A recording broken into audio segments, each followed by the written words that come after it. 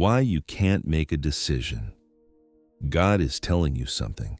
Every decision has a voice behind it, not the voice of your mind, not the voice of fear, the voice that was placed inside you before you even knew how to explain it. And right now, that voice is trying to reach you. Today, I'm going to show you what indecision is really about. And this message was not a coincidence. You are here because you were meant to hear this. You cannot make a decision. And you have been telling yourself it is because you need more time, more information, more certainty. But the truth is different. The truth is there are two voices inside you, and they are not saying the same thing. The first voice tells you what your life should look like. It was built over years, from expectations, from what others call success, from the version of you that learned to fit in, to be safe, to be approved of. This voice is loud. It has been loud for a long time. The second voice is quieter. It does not argue. It does not explain itself. It simply knows. This is the voice God placed inside you. And this is the voice you keep silencing. Not because you do not hear it, but because you're afraid of what happens if you listen. Because listening means moving, and moving means something might go wrong, and something going wrong means loss. And loss is the thing you have been avoiding your whole life. So you stay in the middle, between yes and no, between now and later, between who you are and who you are afraid to become. And you call it thinking, but it is not thinking. It is hiding.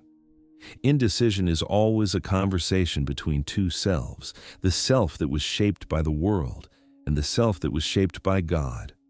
When those two selves are pointing in different directions, you freeze, naturally, because you do not know which one to trust. Here is what the mathematics of life shows us. Every answer already exists inside you. The mind searches endlessly for certainty and finds none. But the soul already knows. It knew before you asked the question.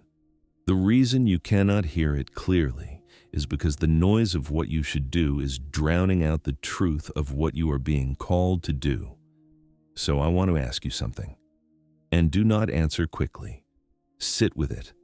If no one was watching, if no one would judge you, if there were no consequences to manage and no one to disappoint, what would you do? That first feeling that rises before the mind interrupts it, that is not random, that is God answering you. Indecision is also telling you something deeper. You do not fully trust yourself yet, and that distrust usually comes from the past, a time when you made a choice and it hurt. Or you were told your choice was wrong. And from that moment, the mind decided that deciding is dangerous, that waiting is safer. But waiting is also a decision. Choosing to stay still is choosing a direction. And that direction keeps you exactly where you are while life continues to move around you. There is no perfect moment. There never was. The moment you are in right now is the moment you have been given. And the voice that has been quietly speaking to you through all the noise, through all the confusion, through all the waiting, that voice is not going to stop.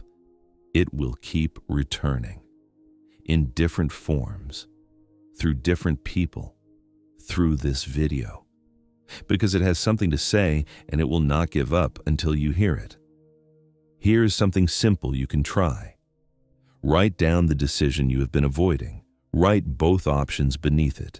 Then ask yourself one question. Which one, if I chose it, could I make peace with 10 years from now? Do not let the mind answer. Let something deeper answer. You already know. And one more thing. There is no wrong decision in the way you fear. Every path teaches. Every direction shapes you. Life was not designed to punish your choices. It was designed to move through them.